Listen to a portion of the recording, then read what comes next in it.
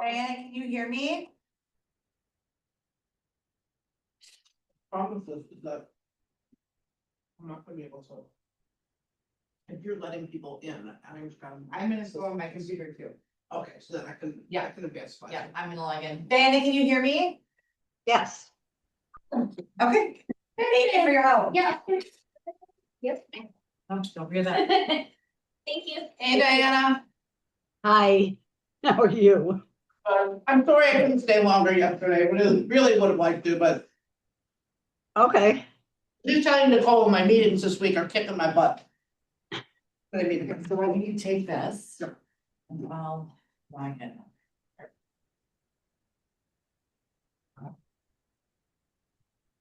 so this is a lunch and learn, so I can eat. please, Absolutely. absolutely. Okay. It's very interesting though. I feel like people don't usually bring their lunches. That's true. And it says 1 o'clock and get later. I'm looking at the sign-in sheet in just a second. Oh, okay. The first meeting I came to, I thought they served lunch. Oh, yeah, we don't have the budget for that, unfortunately. Sure, good. Good. Crazy and good. Good, good. Happy. Yes, snacks. So, Yeah. Grab my food. Nice of you to show you know what? I know that. The whole jail would close down if I didn't show them. Yes. There you go. They need my That's very opinion, cool. they need my advice. And they definitely need my up. financial Would you support. ask them if next year they would make it on the fifth night of the meeting so I can play for We know it's important. Right? it? Right. Okay. I'll do it before I leave today. Right. In fact, I'm gonna walk out to it right now. Just to let you girls know that, Rachel is doing this on Zoom. So I'm able to be here in person, a person in person. Okay. All right, well, I'm in. Want to sit next to me? I would always like to sit next to you. Yeah, I'll know all my stuff. Is it just me? I never get that. I've never Running out. had that I just tell invitation them before. the truth. Sit next to me. Me and Stan. If I would be now. I'm married to a Stu, you're a Stan, he works for Stan's. Well, my friend. Oh, no, where did you go? Oh, what happened? I don't know. Died. Oh, Stu's. Still happy. I gotta, but I might be out tomorrow from Doug, some general, How old would she be? Ari? Oh. Yes. Hello. Oh. Hi. Nicole, this is Jenny from Ganami Mequon. how are you? I'm good. I want to sign up my classrooms, but Mandy is in a Zoom meeting herself right now. Would you be able to put in the chat the code so I can log the classrooms in? I'll do that. Thank you so much.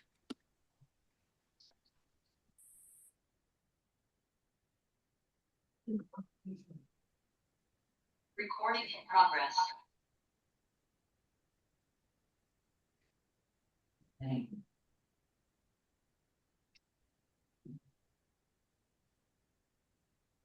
Is that Marilyn Franklin or Marilyn Carr? No, it's Marilyn Franklin. Marilyn, I haven't seen you in so long.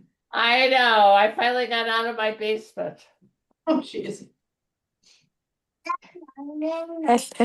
Excuse me. Am I interrupting again? Did you see it in the chat? I put it in there. Oh. Did you see it?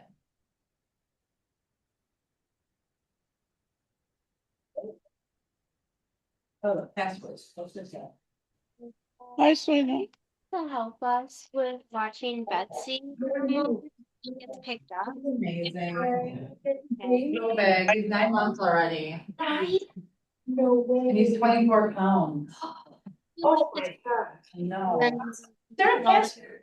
No, no, just his. No password. Look, but she's like walking, wandering around in the dark and like pulling stuff over. Everyone else just got in, right? Um, Without having to put in a password. What? asked you to sit next to her, so I I can know. tell her if she gets stopped. Oh. But there. Yeah. But we can still, you know, throw back and forth. Do you wanna Yeah, I record just- this, Nicole? It is recording, it should be. Okay. Did you get something from here? Yeah, you can during your birthday month, you can get a free meal. Oh, yeah. Nice. Just gobbled up that lunch. They Wait. they didn't tell me. What do you- No, I didn't. Oh, yeah, you do. It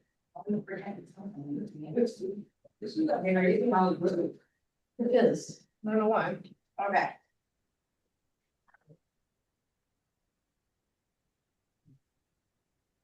As long as it's legible. I can hear some people coming in the door. Yes, random people. Well, this isn't like us, we usually have more. Do you know if anyone else is coming? Karen's asking for the password. Just give it to Jennifer. I mean, no, she knows on that, I give her one.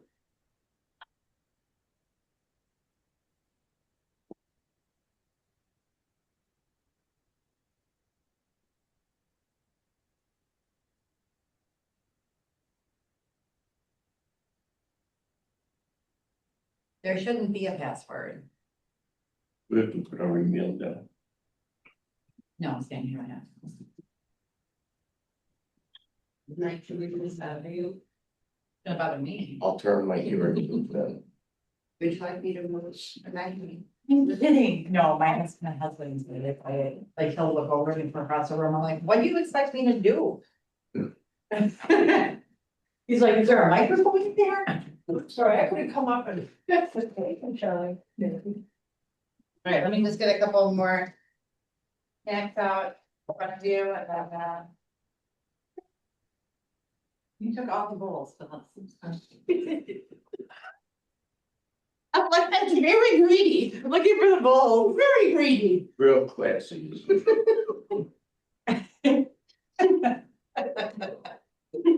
That would be me, that's just would be me. I'm guessing that's not true. I don't think greedy is a word that's gonna fit you at all. What's not gonna fit me? Greedy. The word greedy. Anything good? I don't want to keep my one, but. I hope. My mom used to say, when you're allergic, I did say, buy me, get me, take me, give me. No, I think that's a big draw. I mean, there's a saying, it's always Aha. good to want. Nicole, I have a question for you really quick. Yeah, Marilyn.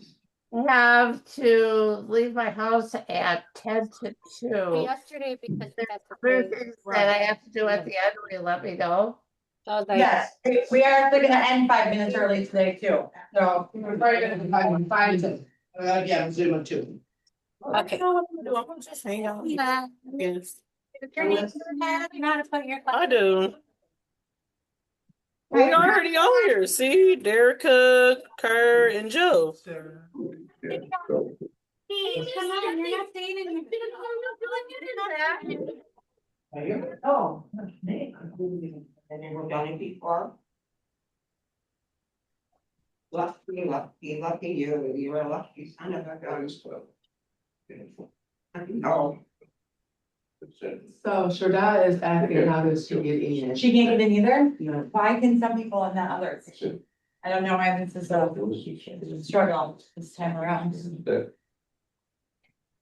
Me too. I can't do it either. I'm getting down, it's another thing getting up. Oh, I know.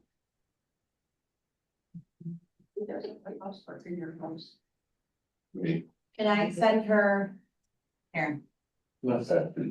let me send her.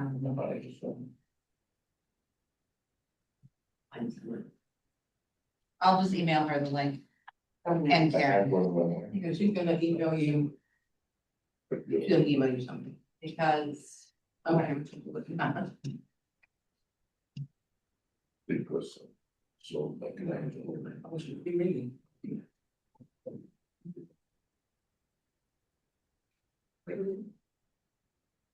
Yeah, there's no. Building. Password, Yeah. so I don't know what the Yeah. struggle is. Hi. You wanna sign in? And you can grab some snacks if you'd like. Hi, sweetie. Are you not going to Lumen? Yeah, I am. No, that's why I came. Because she asked me if I can come at 1. Oh, So go it started. need my shoes. And then be careful of your, and then I'm watching in the Zoom. It's what? I'm watching the Zoom. Okay. Mm-hmm. Okay. Yes. I can't hear her. You take away those. They're supposed to be in room until 2:30.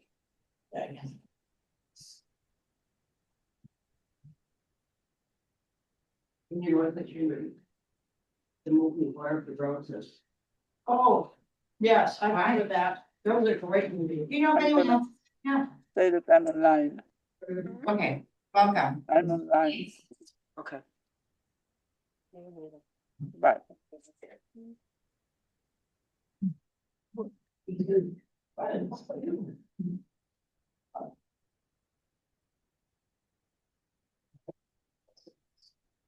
Other shit. Alright, no one mind camera. Yeah. Alright, okay. Welcome, everyone. Sorry for the technical difficulties this morning, or this afternoon. Welcome, everyone. Happy Hanukkah. Happy Hanukkah.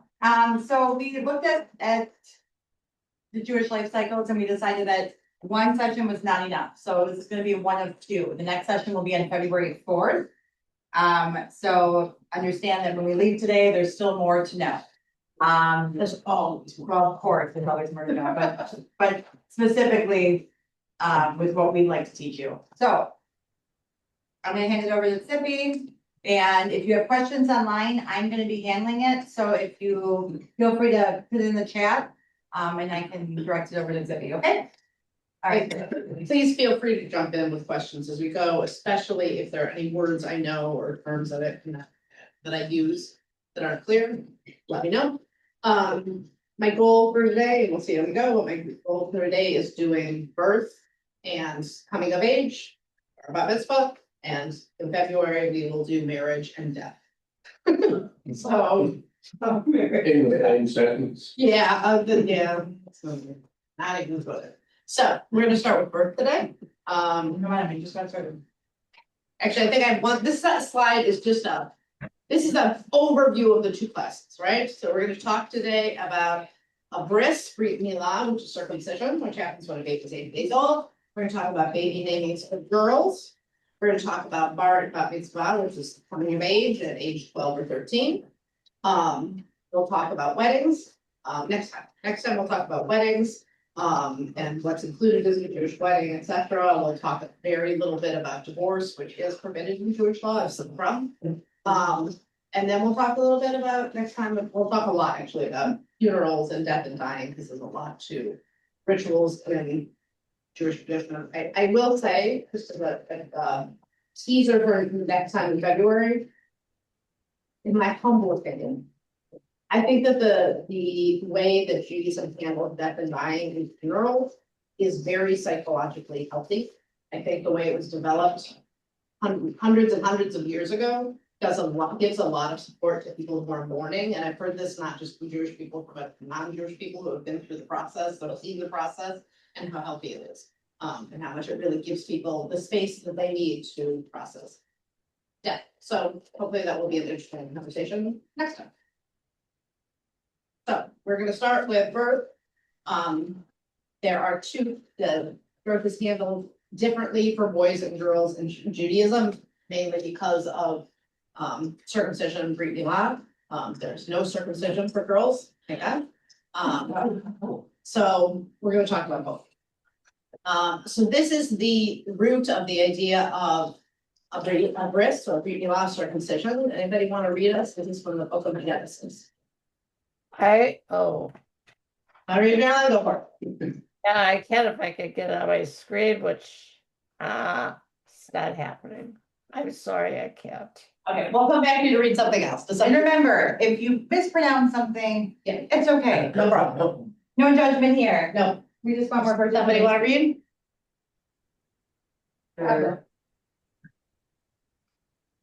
And I will establish my covenant between me and between you and between your seed and after you throughout their generations as an everlasting covenant to be to you for a God and to your seed after you. And I will give you and your seed after you the land of your sojournings, the entire land of Canaan for an everlasting possession, and I will be to them for a God. And God said to Abraham, and you shall keep my covenant, you and your seed after you throughout their generations. Okay. Can somebody tell us in your own words what a covenant is? An agreement. It's an agreement. Is it? So I guess you actually could have any kind of covenant, right? You could have a covenant, like there are covenants about like homeowners associations, they call those covenants, whatever. But I think usually when you're talking about the Bible, it's more of a holy covenant, right? It's a agreement between God and someone else. In this case, it's an agreement that started between God and, anybody see a name up there? God and Abraham made this deal. God said, you're gonna be my people and I'm promising you to inherit the land of Israel. And at the same time, God changes his name from Abram to Abraham, from Abram to Abraham, and says, your part of the deal is that you're going to circumcise yourself. You're gonna have a bris. Brit literally means covenant, and it's pronounced brit in the Ashkenazi Germanic pronunciation of the word is bris. You may have heard of bris or brit or brit milah. It's all the same thing. God said, not only you, but after you, every single generation, boys are going to be circumcised. And then it's repeated in the book of Leviticus. Who wants to read us this one? It's shorter. And the Lord spoke to Moses, saying, speak to the children of Israel, saying, if a woman conceives and gives birth to a male, on the 8th day, the flesh of his foreskin shall be circumcised. Okay, so this is the basis, and we find out when it happens is on the 8th day. Abraham was not so lucky. Anybody know how old he was when he had circumcised himself, by the way? Did it to himself? Oh, God. He was 99 years old. Oh. So, yeah, circumcised himself. I'm sure that was a lot less pleasant. I think circumcision of a baby on day 8 has got to be a lot easier. But it's hard. But I think it's mostly hard for the mommy. But it's also been done for thousands and thousands of years. And I will say that it is a tradition that is very, very strongly kept within the Jewish community and even people who are less religiously observant, that this is something that very, very often is true. Today's world, if we look back 50 years, in the United States, almost everybody was getting circumcised. It was a very normal thing. I think now that there are definitely people who are and who aren't, that movement is changing again. But people have fought really hard to be able to continue the tradition of circumcision, right? Having a bris, a circumcision in the former Soviet Union, it was against the law, and people would risk jail time to have a ritual circumcision for their sons at great risk. And these are people who really weren't living Jewish lives because they weren't allowed to because of the government, and still would go to great risk in order to have a circumcision. And it's almost located a bit. Yes, yeah, and we're gonna talk about what goes along with it, but somebody was consistent. I know a family that the mother just converted to Judaism and she had 3 children already. And she has a son who, I think the youngest son was, I think like 6 or 7. And he got circumcised when she when the family did the conversion. So even It's a very strong thing, and it really is like, I mean, there was a time when that's how you knew a Jew from a non-Jew, right? Because non-Jews didn't do this at all, and so the Nazis really wanted to know who was a Jew and who wasn't, to drop their pants, and they could tell. So yeah, and okay, let's keep going because there's more here. So we said the brit or bris means covenant. Milah literally means circumcision, so they call it a brit milah. A moil, which is spelled out M-O-A-G-L, is a person who does the circumcision. Sometimes it is a doctor who is trained for the prayers that they need to say and they know how to do a circumcision already. Sometimes it's a rabbi who trains to do the act of circumcision. And the idea behind circumcision is that it's an act of completion, right? And that's why it's done on the 8th day. If a week, right, is a full unit, you get one more day than that, you get to 8, and it marks completion. And it is this spiritual, emotional, moral, ethical perfection that people do to the body. When they have a bris. God doesn't do this for us, right? The kind of question like, if God wanted us circumcised, why didn't God make boys born circumcised? The idea is that this is a commitment that a family is taking on for their child. The Brit Milah is usually performed in the morning. The idea is that you want to do a commandment as soon as you can, but it could be anytime before sunset, and it's on the 8th day. So if the baby's born on Tuesday, the bris is going to be on Tuesday. It's like first the day the child is born counts as a day. And it happens whatever day of the week it is. If it's Shabbat, if it's Yom Kippur, it doesn't matter, whatever day it is, it's on the 8th day, unless there's a health issue involved, right? So if a baby is born jaundiced, which is pretty common, they'll wait until the baby is born. If there's a baby who was born preemie, right? They're not going to do anything ever that's going to endanger the life of that baby. So if there's any kind of doubt, they wait and they put it off. So what happens at a bris? There's a lot of detail, but I'll just give it to you really quick. You idea of a godparent, right? Which is, I think, very common in Christianity. The closest thing we have in Judaism is a kvater for a boy. Kvaterim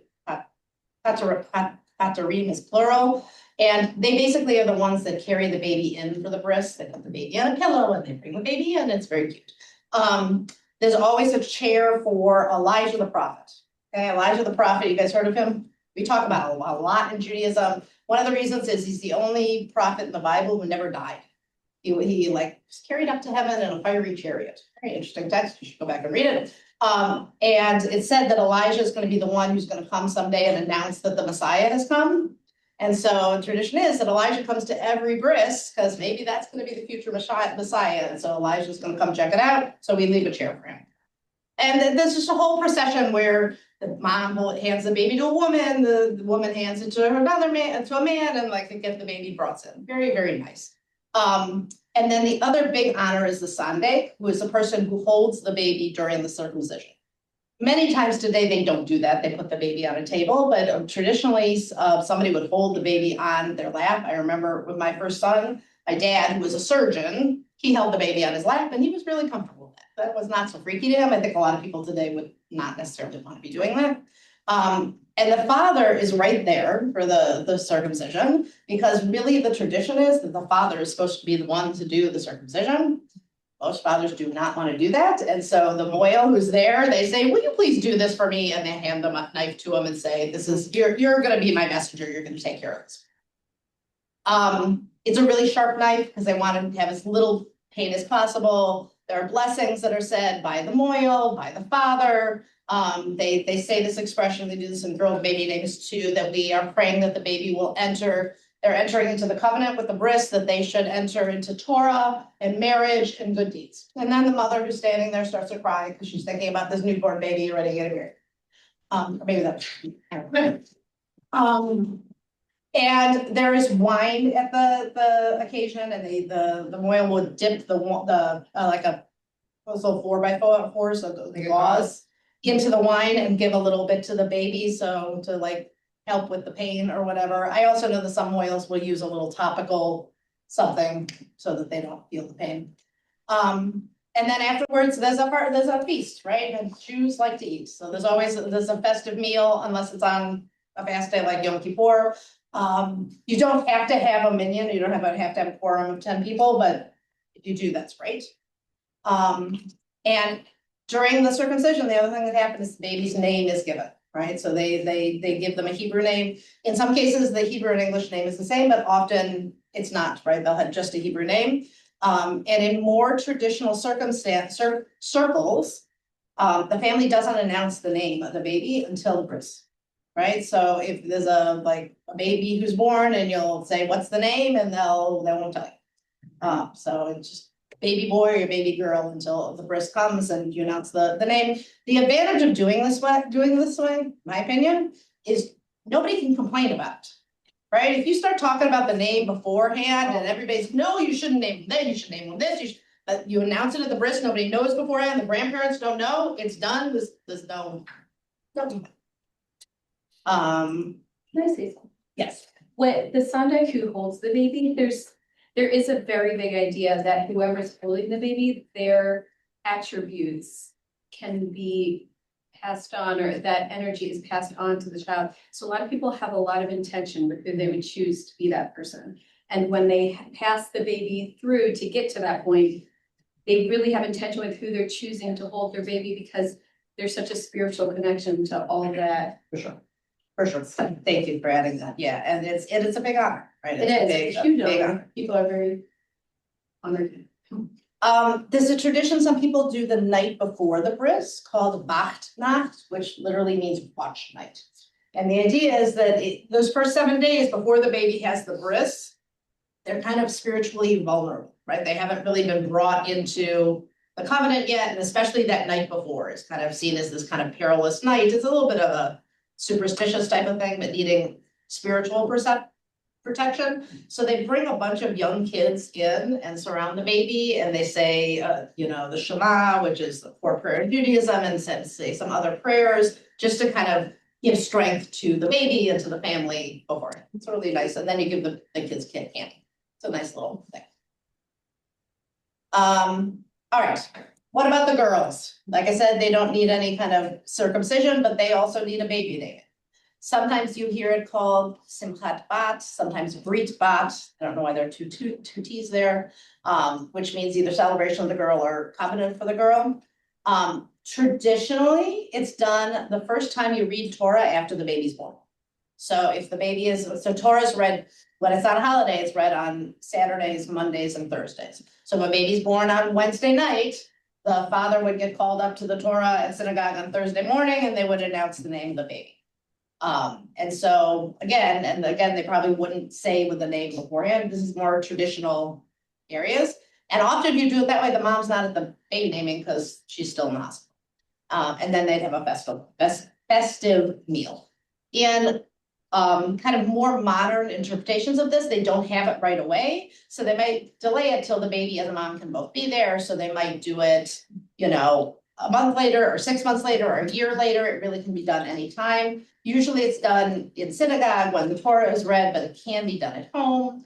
And again, a festive meal is had. And those same things that we say about the child growing up to Torah and the marriage canopy and good deeds, that's also said.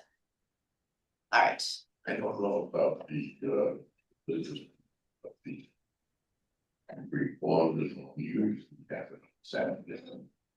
Usually on a Friday night or a Saturday, for sure. I FaceTime my husband FaceTimed me, and the nurse that was with me was like, I so look forward to this. And she brought in her other friend nurses, and they all watched it happen with me in the hospital. And they loved it, so. Yeah, well, and today a lot of times a bris is held either in somebody's house or at the synagogue, but there was a time. My daughter. What? Yeah, but there was a time when they used to be done at the hospital. Right. So that, because that was back then when women stayed in the hospital much longer, and so the mother would still be there, and there's a special room where they would do the bris and they would do the party. And my mom tells a story about my brother, who was the firstborn. And because my dad was a doctor, they let her go home from the hospital much earlier. So she wasn't still in the hospital when it came time for the bris. And so I don't understand this to this day, but my dad and all the family members got together, they took the baby, they went back to the hospital to have the bris and left my mom home by herself.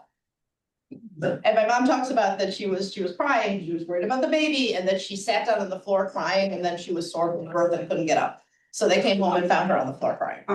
Very, very sad. You probably thought he was doing a good deed, by the way. Yeah, I think leaving her alone or whatever, but yeah. We had like 50 people in the house.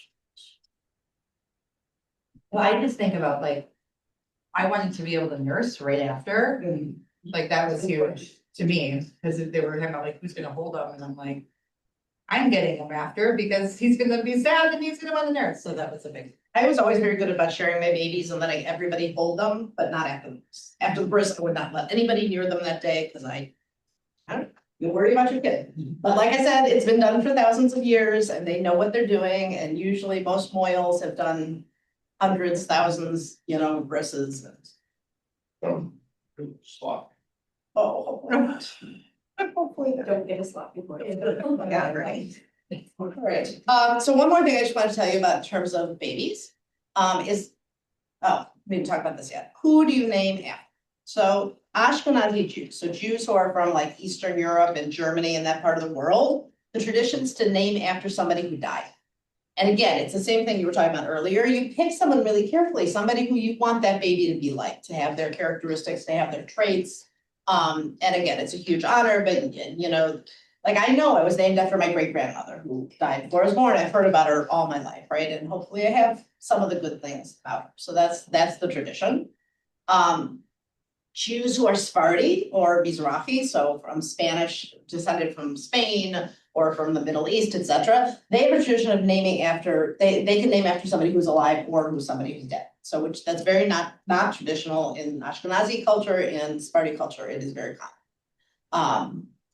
So we talked about Hebrew and English names. So the way a Hebrew name works, right? Once upon a time, Jews nobody had last names, right? That's a pretty modern invention, last names. So you were named, whoever you are, the daughter of your parents, right? So I would be Tzipora Leah, that's my name. Bat, which means daughter of. Pesach Shmuel, that's my dad, and Deborah Leah. Right, that's like, so if I got called up to the Torah, right, that's how they call me, right? They call me Tzipora Leah Bat Pesach Shmuel, right? When we get to funerals, on your gravestone, that's what it says. It says, it'll say the English name, but then it'll say whatever the person's name is, son of or daughter of whoever their is. That's how you were connected. Questions about any of that? All right, so one more thing about babies is I want to talk a little bit about a Pidyon Haben. Raise your hand if you've heard of a Pidyon Haben. Okay, so Pidyon Haben literally means the redemption of the firstborn. Okay, the way things were originally planned in the Torah, it was supposed to be that the firstborn son of every family was going to be the one who served as the priest in the temple and would be taking care of the sacrificing and all that. It's a whole long story I'm not going to go into now, but eventually that job was given over to people from the tribe of Levi, the Kohanim priests. And so it no longer was the responsibility of every single family to send somebody to be working in the temple. A whole tribe took it over and it was a great honor to them. Because of that, because now your firstborn doesn't have to go out and do that service, there's this idea of redeeming the firstborn. So somebody would go to a priest and say, here's this new baby, he's a month old, and he was supposed to be raised up and serve in the temple, but now he's not going to because you're doing that for him. And so they give him 3 shekels, 5 shekels, give them some money. I don't remember exactly how much, some silver coins to the Kohen to symbolically say, you know, he's not going to be serving the temple, he's still going to be mine. And it's just this idea that the best of everything belongs to God. So you're kind of redeeming it back. Even though there's no temple anymore and there's no serving in the temple, this tradition remains. But it's limited when it happens, right? So first of all, your firstborn child has to be a boy. So like I had a girl first, so I don't do it. Second of all, it has to be literally the one who opens your womb, right? The first one born to the mother. So if you have a C-section like I did, you're also off. You're also out of there. So it has to be the firstborn child born, you know, traditional birth, not with a C-section, and it's the firstborn of the mother, right? So if it was a second marriage and the husband had kids already, that doesn't matter. It's a firstborn to that woman. That's a boy that was born through natural childbirth, not C-section, that they would do the Pidyon Haben. So it still is done today. Their jewels and stuff. Like people will put their fancy jewelry. Really? Yeah. And that's a gift, but Right. for the ceremony. And for some, it's not. Okay. I think that's all. Oh, I have a few more. So just some customs related to pregnancy, etc. So some people have a tradition not to buy anything for the baby until the baby's born. Right? It's on the one hand, it's a superstitious thing, but I think there's also a practical element of this. If God forbid something happens to the baby, you don't walk into a room that's filled with all the baby's stuff, right? So there are also people, Orthodox Jews often won't announce that they're pregnant, at least until the 5th month, or even just until people notice that they're showing. Like, it's just, you don't want to talk about it again. It's like evil eye, bad luck type of thing. There are some people who have a tradition that the last month before the woman's due, the husband will be honored in synagogue with opening the ark to take out the Torah. And the idea is like opening the ark symbolizes opening up the womb so the baby will come. I knew it was a family at our synagogue, the first baby, really, really late. So week after week after, time after time, he kept coming up to open the baby finally came. When somebody tells you that they're pregnant, people maybe don't always know this, but you're not supposed to say mazel tov, which is how you usually congratulate somebody. Again, it's all this superstitious stuff. You don't want to say congratulations before the baby actually is born is okay. So traditionally, the greeting is Bisha'a Tova, which means it should happen at a good time, right? Once the baby's born, then you say mazel tov. There is a concept. Personally, the babies are all understood to be born pure and holy and completely innocent. There's no idea of this like in the original sin or anything like that. There's also a tradition that before a baby is born, they've learned the entire Torah. Everything there is to know has already been taught to them. And as they're being born, as they come out, an angel touches the baby right here. That's why we all have this little like cleft right here, and you forget everything. So what does this mean? That after this baby is born, when they learn things, they're learning what they already knew. You're relearning. You're not actually ever learning. Yeah. I actually believe that because of, and I'm a Christian, so I believe the same thing. Because if you can open, like I can open the Bible and then I can read, and it's just like I done heard this before somewhere. It speaks to your soul. Yes, Yeah. so I believe that. Yeah. There's also another really kind of cool tradition. It says, the Talmud tells us that that when a baby is conceived, right? So their soul comes down from heaven, is placed into a woman's, into the womb, that there's a voice from heaven that's saying, this baby and this baby, they're soulmates, they belong together. Like it's already ordained, who's supposed to end up together and to love each other is ordained before the soul even goes into the baby inside. That's where the idea of soulmate comes from. What? And then the baby chooses the mother, the soul. The soul chooses where they're gonna go. So lots of different traditions. Any other questions about baby naming babies before we go to bar mitzvah?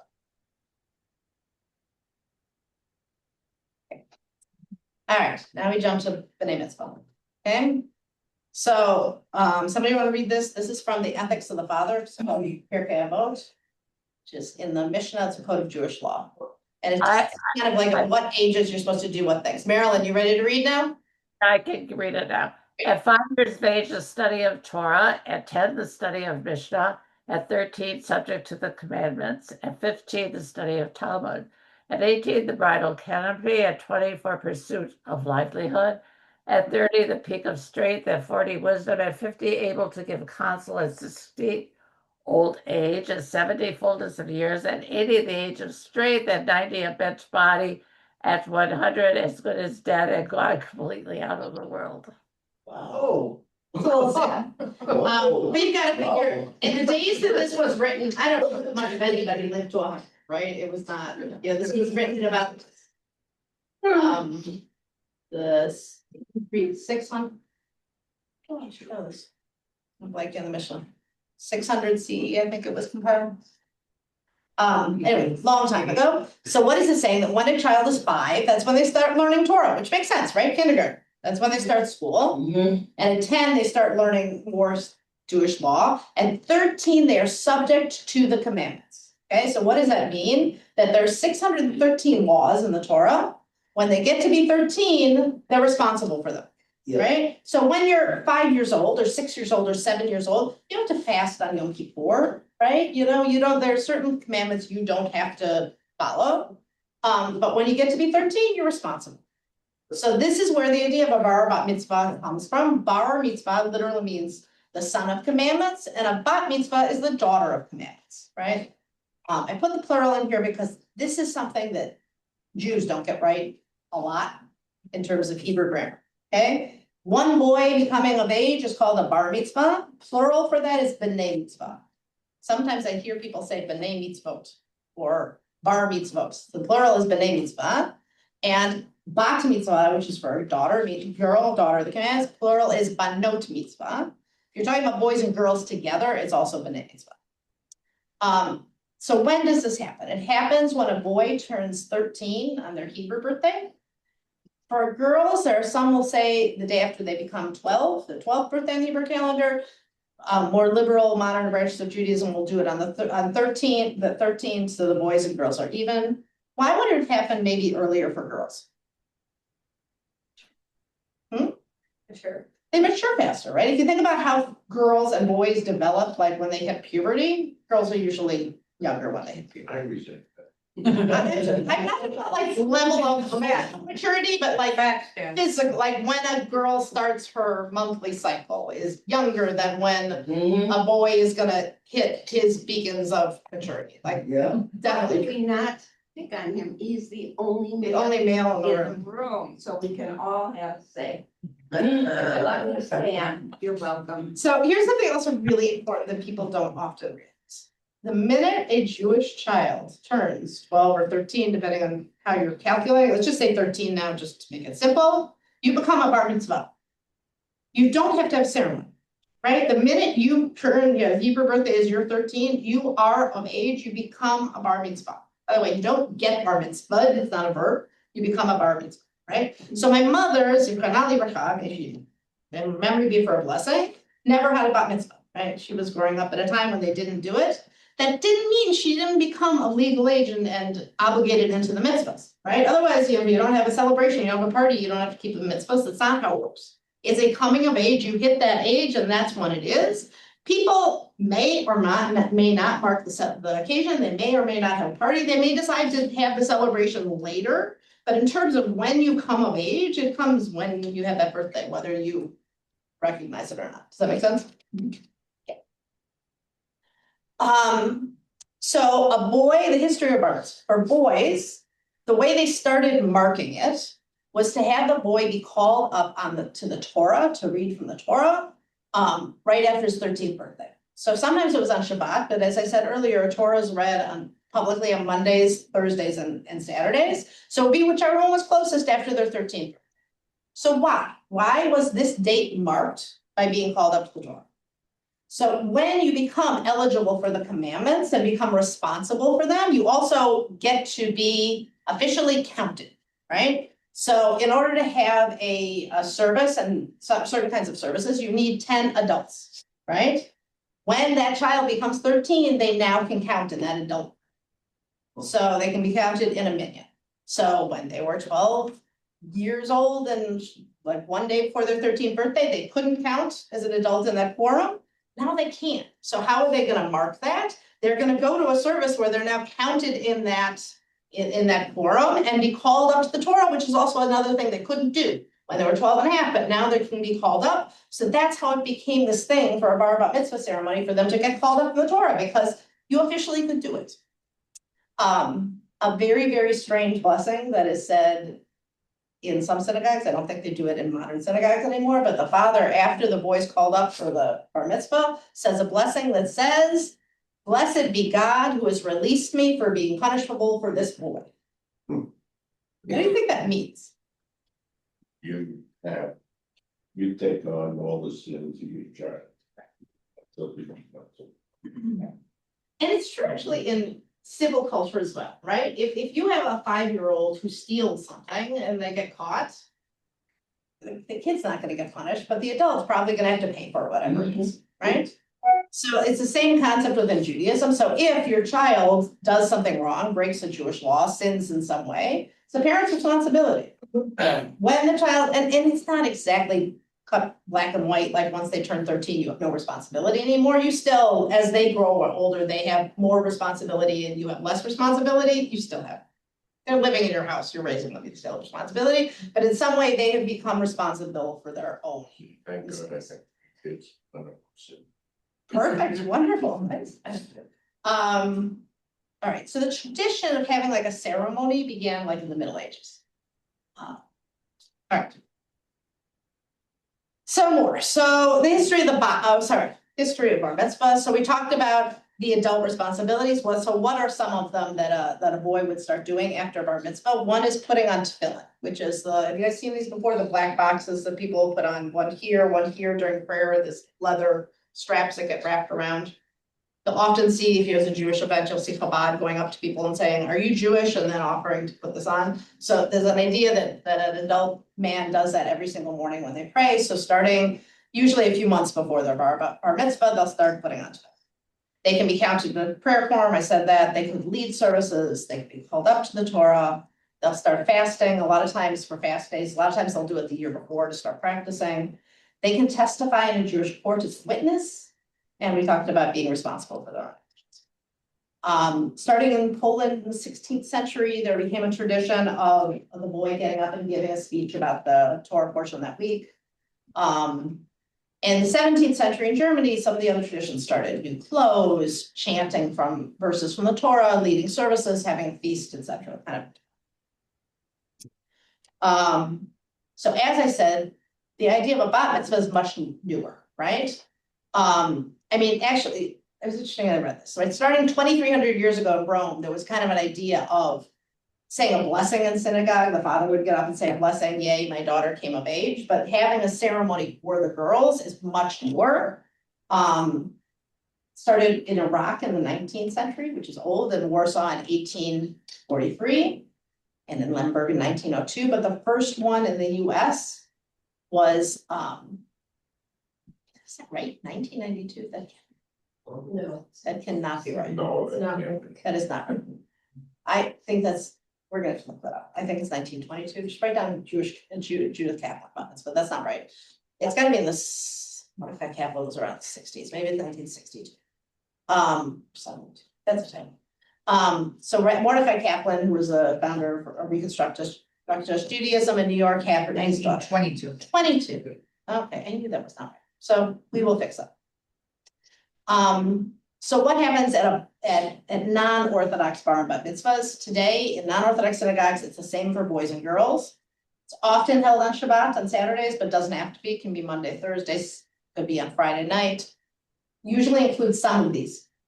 Not everybody does all of it. Wearing a talit, which is a prayer shawl, child leading the service, so part of the service, saying the blessings before or after the Torah reading, an aliyah is called, chanting from the Torah, chanting the Haftorah, giving a speech, a celebratory meal. We like to do that all the time.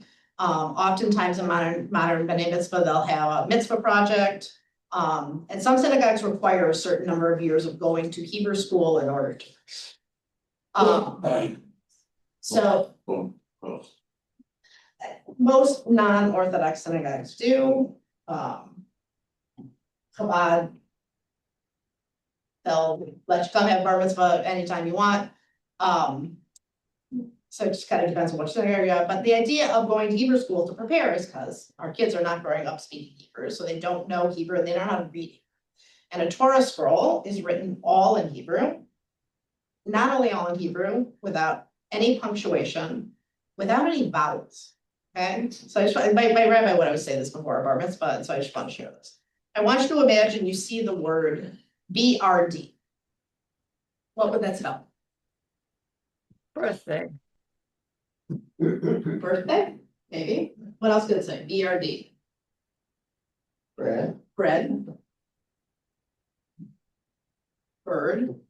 Board. Like we could come up with a bunch of words that would spell. So if you think about looking at Hebrew words with no vowels, you really have to know it. You have to memorize what it is and really understand it. And so it takes a lot of training and a lot of practice to prepare for bar mitzvah. A year. Or more, yeah, for sure. If you had a weekday bar mitzvah, let's talk about an Orthodox bar mitzvah today. If it was on a weekday, you'd probably put, that should say tefillin. There are too many typos here. I really apologize for that. A lot of Orthodox synagogues, the boy will not wear a talit at bar mitzvah. They wait until marriage to do that. Sometimes there's a memorized speech that they would share. And Orthodox bat mitzvah today, sometimes it's not a ceremony, it's just a party. Sometimes there's a candle lighting ceremony on a Friday night. Sometimes it's done on Rosh Chodesh, which is the beginning of the new month. Sometimes it's on Shabbat. Could include speeches, reading psalms, candle lighting, sometimes leading a full service, but only for women. So you'd see different things, a lot of variety in what you'd see in an Orthodox bat mitzvah today. Okay. Like also women and men don't mix. Right, so men and women would sit separately at an Orthodox. So in modern times, there are a lot of alternatives. Right, we're good, it's like the last slide. Today, there are lots of alternatives to B'nai Mitzvah that are developing, right? So some people go to Israel to have a bar bat mitzvah, they'll do it at the Western Wall or up on Masada or somewhere else. There are these like location bar mitzvahs you could do, I don't know, you got the location weddings, right? Go to Hawaii or Mount Everest or, you know, a place and do it there, yeah. My grandchildren, my grandson was 13, my granddaughter was 14 during COVID. So what did they do? So we had a small, just the family, the rabbi came, we had a dinner, and then they went to Hawaii. People had to get very creative during COVID. This happened with my son as well. My son, he had studied very, very hard. So he had learned to read in Hebrew the entire Torah reading, which was very, very long. Like and it was one of the longest of the years. He had prepared for over a year. And COVID started in what, January-ish of 2021. 2020. Yeah, 2021. No, 2020. His bar mitzvah was scheduled for the end of May. So I remember when COVID started, I'm like, oh, then it'll be done. Like it'll be fine. But of course, it wasn't. By then, all the synagogues were closed down. So his bar mitzvah was in the backyard of the rabbi's house with just barely a prayer quorum. We're all sitting outside and all like spaced out apart. And he gets up to start reading the Torah portion. And just as he starts, the guy next door starts mowing the lawn. And we're like he worked so hard preparing, and we're not gonna hear any of it. And I really do believe God's hand was in this, because within a minute, the lawnmower broke. It was silent, and we got to hear the rest of the, so that was something. And he didn't get a party, he didn't get a big celebration, he didn't get to celebrate with his whole synagogue community, like we go to synagogue every single week. And it was hard, like I felt bad. But on the other hand, when we look back on it, I think when he looks back on it, his bar mitzvah was all about the really meaningful part. It was about the learning he did. It was about the people very closest to him who were there. It was a very different experience than his siblings. I think that the thing I felt most badly about is that he had worked so hard on it and the community didn't get to hear him. And so every year on his bar mitzvah, he would go to synagogue now and would read the whole thing. So everybody got to celebrate it like, really, yeah. But I thought even in May, when he had the bar mitzvah, I thought, okay, like next year we'll have a party, or 6 months from now we'll have a party. And by the time COVID was over, it was like, okay, this is like so far in the past.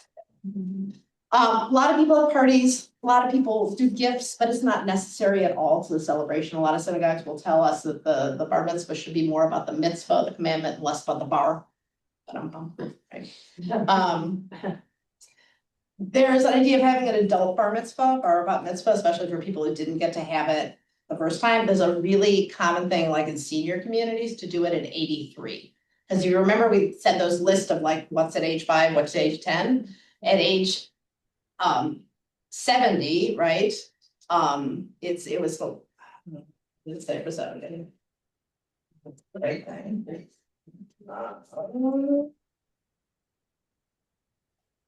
70 is a fullness of years. So it's almost like you started over again at 70. So at 83, it's like a bar mitzvah. Oh, there's also a tradition that some people do both at bar and bat mitzvahs and also at weddings, that after the child reads from the Torah and the official thing is over, that people will throw candy at them. There are a couple different explanations. One is just the sweetness. One is that if in your life you have to have pain, like something's being thrown at you, it should be sweet pain. Yeah, and my rabbi likes to call it weapons of mass affection. So instead of every single person coming up and kissing the bar mitzvah boy, they can't do that, but yeah, I think it's more smart. Because when, in my son's bar mitzvah, like we had the gummies that are individually packed, that doesn't hurt, you know? But I recently went to a bar mitzvah and that was hard. That was hard candy. The classmates were chucking it out. I was like, you know, balcony too. So it was- yeah. So I'm very happy with us. We managed to get through babies and, you know, bar mitzvah, and we have time for questions, and then come back in February and we'll hear about marriage and death. I just have one quick question. Can you remind me of the significance of the number 18? Like sometimes you get that, Sure. my kids will Yep. get that as a gift. So 18 is, every letter in Hebrew equals a number, right? Let's be like if A is 1 and B is 2 and C is 3, they do that in the Hebrew alphabet. So the letter Chet, the word Chai for life, Chet is 8 and Yud is 10, so it means 18. So 18 symbolizes life, so it's considered a good thing. So very often people will either give gifts in multiples of 18, or they'll give charity in multiples of 18. Yeah, so I always think it must seem really strange to a non-Jew if they see like a 72 gift or whatever. That's what it is. I like that. You say C is 3. Mhm. And my name start with a C and my birthday is April the 3rd. Well, see, that's perfect. Wow. Any other I questions? like that. Or comments, or things that I missed from your own experience with any of these, with baby namings or the I names? think we didn't mention the upsurnish, like, You're right, we didn't. and Okay. that's like in That's the. really good. Okay, so we didn't talk about that. So there's a tradition with boys to not cut their hair until they're 3 years old. And the source, do you know the source? So the source is that when you have a new tree, you plant a fruit tree, you're not allowed to eat from the fruit for the first 3 years. So they compare people to trees, so you wait till the child is 3 years old to give them their first haircut, and that's when little boys, well, this is only for boys, it's a boy thing, that's when boys will start wearing a kippah, like a yarmulke on their head, and when they'll start wearing tzitzis, they'll, you know, the little strands that come out, you know, from under their shirt, and so they have a big party, and they get their first haircut, and it's called an upshirnish. And the Lag BaOmer is a big holiday that's connected to it, because there's a certain time of year between Passover and Shavuot where there's certain things you can't do, including getting a haircut.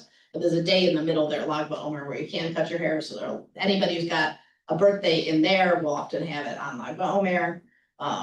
So yeah, so that's a fun thing. So if you see a little kid running around and they've got like a little teeny ponytail on top of their head like this, and they're like 2 years old, it might be a little boy. Who was waiting for their first haircut. We have them around here like that. It's not always for that reason, right? But the other thing about the first haircut is that's also when they start leaving the sides, the side locks, the payas. So like when they get the first haircut, they cut everything else, but not here. And we're at the point now, I have 3 boys, so we all had upturn. And my oldest is now almost 16. And I said, this last haircut, I said, that's the last time that we're gonna be making the pants, because his beard is starting to grow. And so he will not be shaving his beard, and There it is. it's like, it's a full circle, you know, like you, by these traditions, you internalize it more, you know, it becomes. Then it's a spiritual experience to have an upstretch, like it's cute, but it's also a spiritual experience. Well, and it's also really interesting, and I'll end with this, but my oldest, who's not my oldest boy, who's 25. I'm going to Israel in January, and he said, I'd really like to have a talit. I really want a talis. All my friends got a talis at their bar mitzvah because we went to a Chabad synagogue. They usually wait till marriage. He's like, I want my own talis. I don't want to wait. You got it. I will look for a talis for you when I'm there. So all of these things, all these rituals, they're very like emotionally connected, right? Boy, I kicked Talis when they were going. We actually, he actually wore one as bar mitzvah.